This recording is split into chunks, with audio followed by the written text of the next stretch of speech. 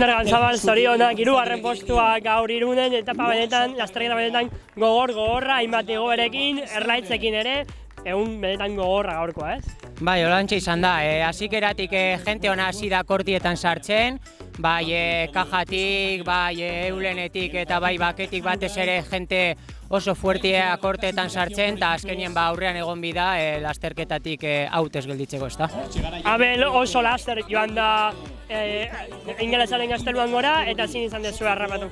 Bai, azkenien kajak oso ondo jolastu dauz bere kartak, oso ekipo fuerte ekarri dau, eta azkenien jente fuerte asko eukin daben aurreko taldetxoan, eta gurutzen bertan ataki jo dau, eta bera bakarri junda gorantza, ezta?